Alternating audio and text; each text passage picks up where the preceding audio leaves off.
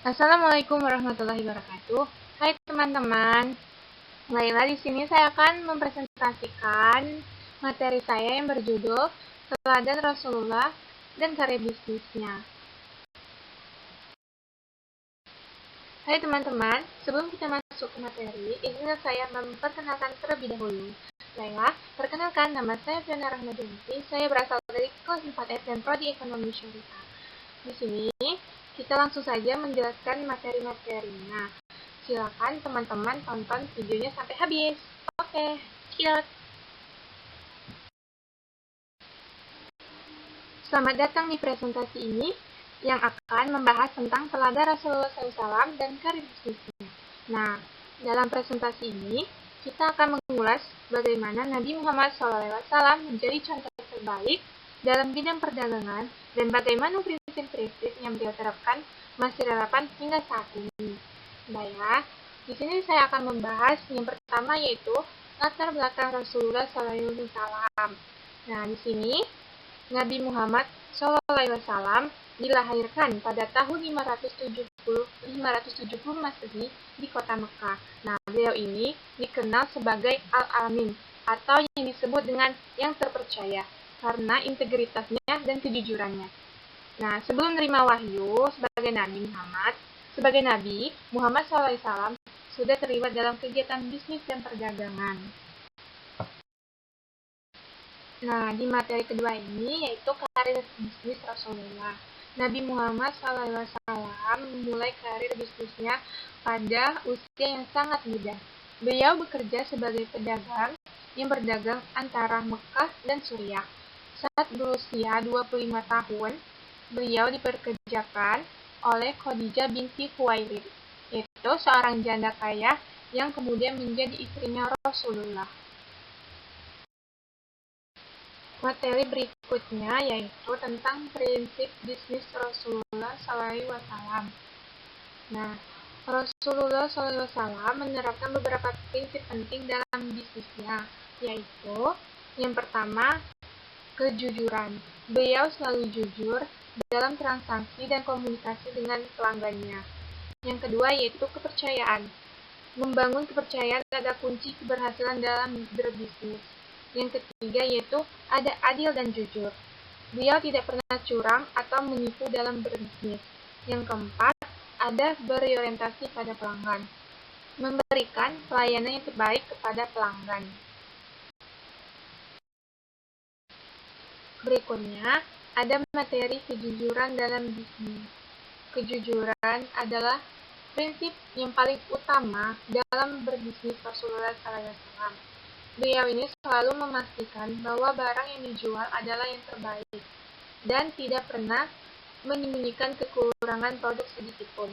Hal ini membuat pelanggan percaya dan setia kepada beliau. Materi berikutnya yaitu tentang kepercayaan.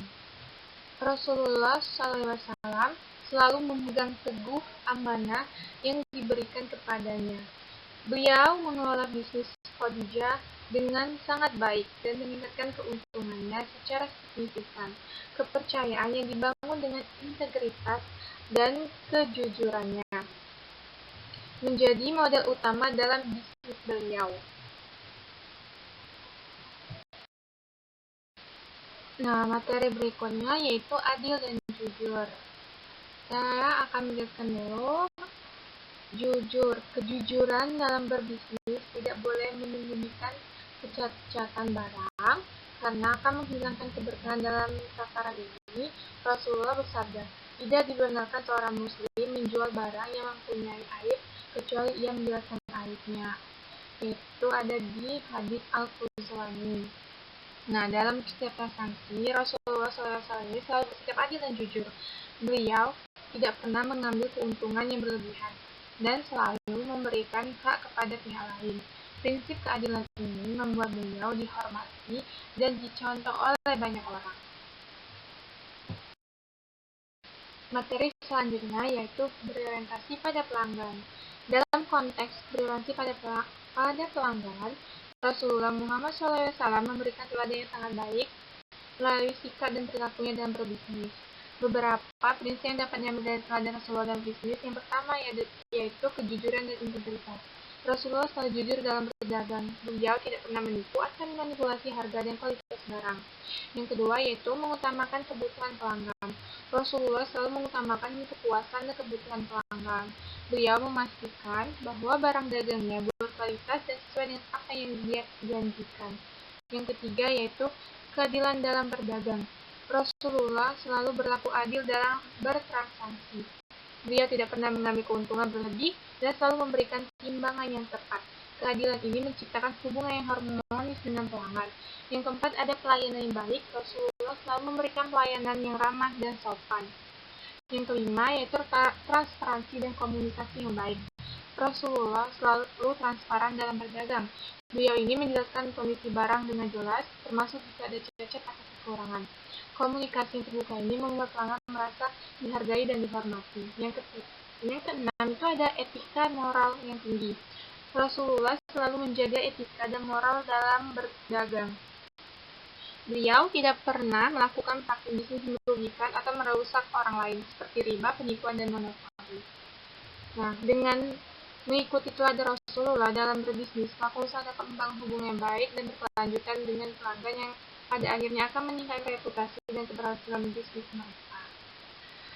Nah, Rasulullah SAW itu selalu memperhatikan kebutuhan dan kepuasan pelanggan loh. Beliau berusaha memberikan pelayanan terbaik dan memastikan bahwa pelanggan merasa puas dengan barang yang mereka beli.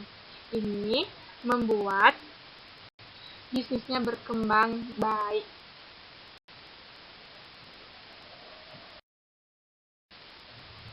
Nah, materi berikutnya yaitu pelajaran dari karir bisnis Rasulullah SAW. Dari karir bisnis Rasulullah SAW, kita bisa belajar tentunya yaitu integritas, kejujuran, kepercayaan. Rasulullah ini dikenal dengan julukan Al-Amin yang berarti yang terpercaya. Kejujuran dan integritasnya membuat beliau sangat percaya oleh orang-orang Mekah, termasuk Khadijah, seorang saudagar kaya yang kemudian menjadi istrinya. Dan juga beliau ini melayani pelanggannya sangat baik. Prinsip-prinsip ini masih sangat relevan dan dapat diterapkan dalam bisnis modern. Pelajaran dari kejujuran ini tidak hanya relevan untuk perdagangan atau pebisnis muslim, tetapi juga untuk semua pelaku usaha yang ingin sukses dan menjaga reputasi bisnis mereka.